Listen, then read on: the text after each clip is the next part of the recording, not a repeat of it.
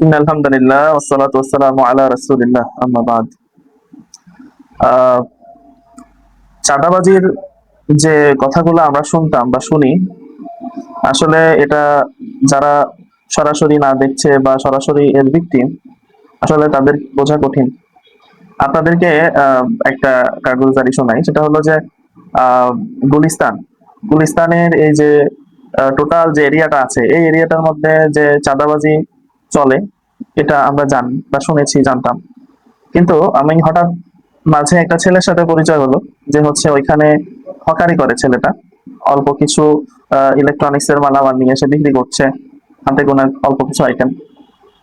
তো এই ছেলেটা বলছে যে, ভাই, যে প্রতিদিন আমাদেরকে 50 টাকা করে চাঁদা দিতে হয়, এখানে ভাড়া দিতে হয়, এবং হচ্ছে প্রতি মাসে আবার তাকে 1500 টাকা করে দিতে হয়। ছোট্ট একটি টেবিল নিয়ে বসছে।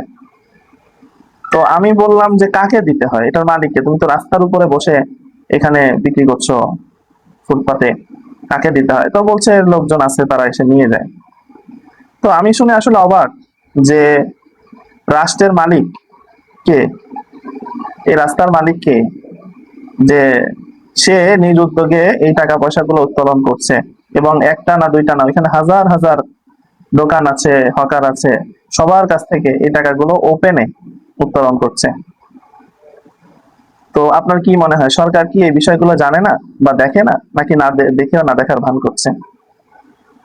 এই যে কিছু কিছু লোকদেরকে চাঁদাবাজ ট্যাগ দেয়া হয়, আসলে আমি আসলে শুনেছি, কিন্তু বাদ বাকি এই বিষয়গুলা আওয়ামী লীগের আমলে ছিল, ওইটা ভিন্ন হিসাব। ওইটা ওইটা তো সরাসরি দেখেছি, মানুষের জুলুম নির্যাতন অত্যাচার করেছে।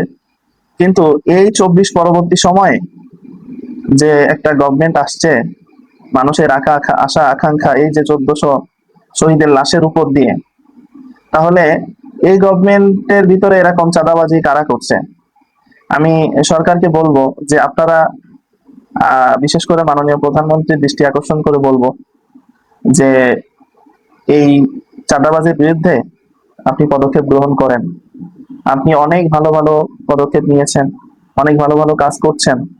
তো আমার মনে হয় যে এই বিষয়গুলো আপনার নলেজে আছে কিনা বা কেউ দেয় কিনা জানি না, কিন্তু ঢাকা শহরে এরকম কিন্তু প্রকাশ্যে চাঁদাবাজি চলছে।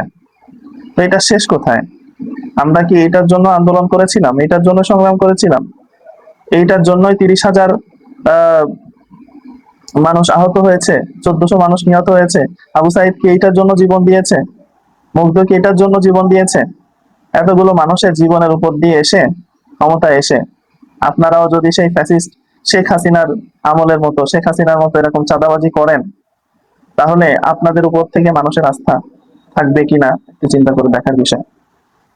তো বন্ধুরা, আপনাদের এলাকাতেও কি চাঁদাবাজি হয় কিনা কমেন্টে জানাবেন। আর আমার এই ভিডিওটি হয়তো মাননীয় প্রধানমন্ত্রী পর্যন্ত পৌঁছাবে না, কিন্তু হচ্ছে আমরা যার যার জায়গা থেকে যদি আওয়াজ তুলি, কথা বলি, তাহলে আমার মনে হয় যে একটা সময় এটার একটা সমাধান মিললেও মিলতে পারে। আল্লাহ পাক রব্বুল আলামিন আমাদেরকে শুভ বুদ্ধির উদয় করেন। আমিন।